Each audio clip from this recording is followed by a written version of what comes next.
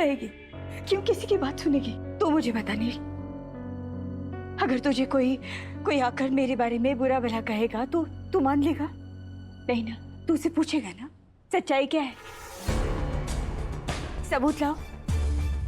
जब कंचन चोटवानी ने इतना बड़ा खेल खेला है, वो आर्टिस्ट, वो आदमी आया था और वो जो सबके सामने बोला कि तूने पैसे दिए थे उस आदमी को ड्राइंग बनाने के लिए, तो रिद्धि को ये भी लग सकता है ना कि तू जानबूझकर कंचन चोटवानी को फंसाने की कोशिश कर रहा है। ये छोटी सी बात नहीं है, बहुत बड़ी बात है। शायद बहुत बड़ी बात बन चुकी होगी। नील, तुझे जल्दी ही कुछ करना होगा बेटा। अगर रिद्धि को इस बात में विश्वास आ गया है ना, तो तुम दोनों का रिश्ता नहीं बचेगा। तुझे कैसे भी करके रिद्धि के सामने कंचन चोटवानी की सच्चाई लानी होगी बेटा। और वो ऐसे ही नहीं, पक्के सबूत के साथ इस बार। क्योंकि अगर तेरे हाथ में सबूत होगा ना, तभी रिद्धि की आंखों से कंचन चोटवानी के झूठे प्यार का और उसकी सच्चाई का पर्दाफाश होगा। और वो तुझ पर विश्वास करेगी। शायद तभी तुम दोनों का रिश्ता बच सकता है। तू सही कह रही है। अब अगर ये रिश्ता सबूत पर ही टिका है, तो मैं वादा करता हूं कि मैं कंचन चोटवानी के खिलाफ सबूत लेकर आऊंगा और उसका सच सबके सामने लाऊंगा। सीन किया तुमने। I think you are fit for this role. Saira, I think हमें पीसी को लॉक कर देना चाहिए। All the best. Thank you sir. Thank you मत बोलो। तुमने जो डायलॉग में जान डाली है, जो इमोशंस तुमने बाहर निकाले हैं, वो अब तक जितने भी आए कोई नहीं निकाल पाया। I think you are fit for this role. ऐसा लग रहा था कि तुमने ये जिया है। तुम्हारे साथ ऐसा रियल में हुआ है क्या?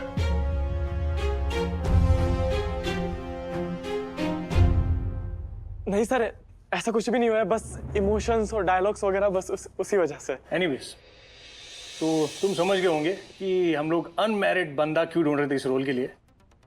क्योंकि अगर मैं किसी मैरिड बंदे को इस रोल के लिए लेता हूं, तो लोग कहेंगे कि ये तो खुद मैरिड है, ये क्या इस रोल को जस्टिफाई करेगा। Right sir. अब तो सब कुछ ठीक हो गया। We are shooting from tomorrow. Okay okay. तुम्हारे लिए सब ठीक है ना? यस सर, बिल्कुल ठीक है। Will shoot from tomorrow. ठीक है। Yes yes, got it, thank God. Manjari को कॉल करके बताता हूँ, मंजरी खुश हो जाएगी।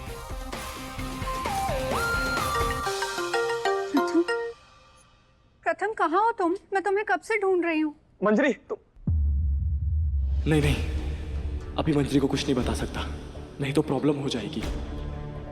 प्रथम बोलो ना, क्या हुआ? कुछ नहीं मंजरी, वो गलती से फोन लग गया मेरा। गलती से लग गया? प्रथम क्या हुआ है? मैं कल से देख रही हूँ तुम मुझसे बात नहीं कर रहे हो अच्छे से, और तुमने मुझे कल भी नहीं बताया कि ऑडिशन कैसा हुआ। कुछ नहीं हुआ, उसका छोड़ो ना, कैंसिल हो गया वो ऑडिशन। कोई बात नहीं प्रथम, अगली बार हो जाएगा। हम मंजरी, मैं तुमसे घर आके बात करता हूँ। ओके प्रथम, बहुत ध्यान रखना होगा, किसी को यहाँ पता ना चले कि मैं मैरिड हूँ। ठीक है? यस।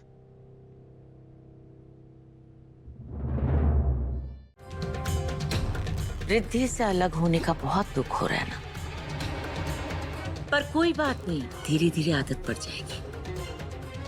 क्योंकि मैं तुम दोनों को साथ में तो रहने नहीं दूंगी।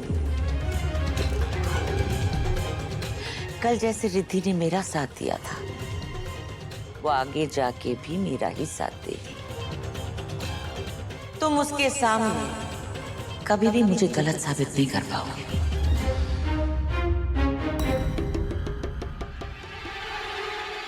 सासू माँ, एक बात बताइए, आपने कभी चींटी देखी है?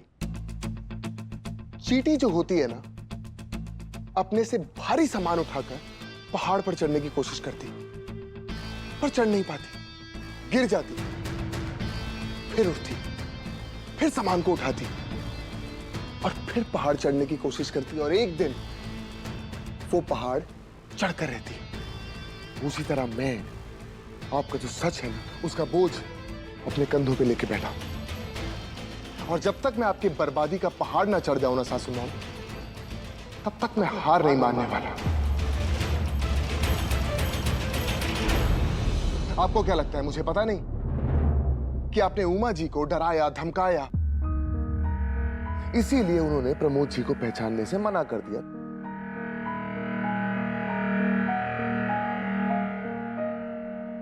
लेकिन कोई बात नहीं, I am sure Pramod ji तो उमा जी को डेफिनेटली जानते होंगे।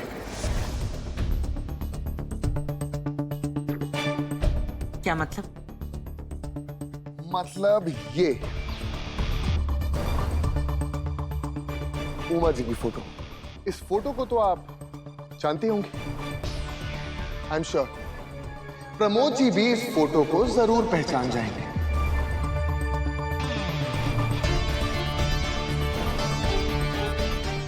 और एक बार प्रमोद जी इस घर में आ जाए, उसके बाद क्या होगा?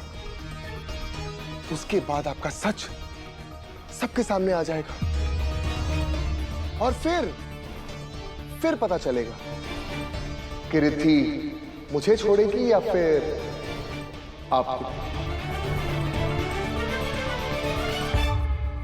और एक बात, मेरे आने से पहले अच्छे से खा लीजिएगा सासू मां, क्योंकि मैंने सुना है कि आजकल जेल में अच्छा खाना नहीं मिलता।